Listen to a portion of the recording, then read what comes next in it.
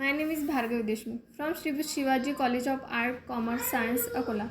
I will tell you all about fungal pathogenic disease of plants, that is powdery mildew, on the occasion of World National Fungus Day. I will tell you all about these pathogens and causes, remedies, etc. So, it is a fungal disease, affect a wide variety of plants and take away plants' nutrient. This causes the plants to bloom less and become weaker. Its symptoms are quick, distinctive, and easy to identify. Powdery mildew grows well in environments with high humidity and moderate temperatures. The powdery growth is mass of conidia, borne on conidia spores. Causes of powdery mildew. The overwinter in plants debris beings producing spore. In the springs, these spores are carried to your plants via wind, insects, and splashing water. Conditions that encourage the growth and spread of powdery mildew includes dampness or high humidity, crowded planting, poor air circulations.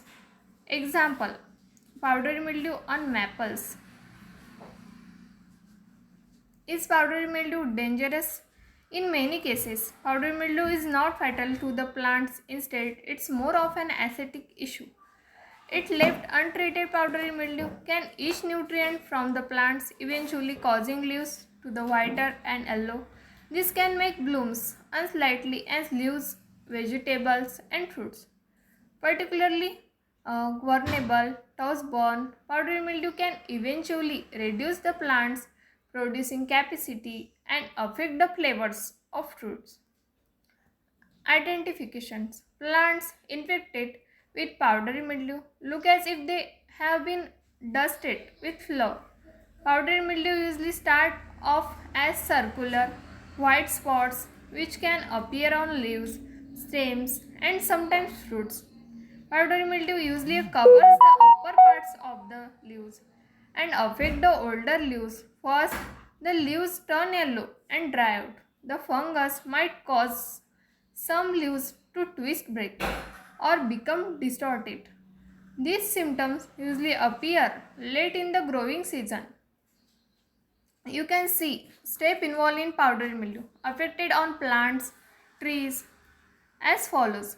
Developing buds become infected, then fungus overwinters in dominant buds, then it gives rise new shoot covered by fungus.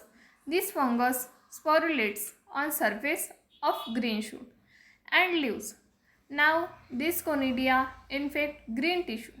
Fungus on leaves produces conidia and are spread by wind.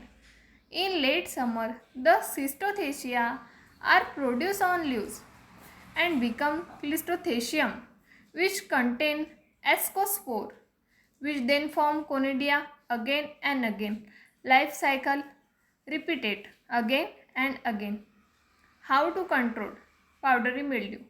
Rubbing the infected leaves together can help partially remove the disease from plants.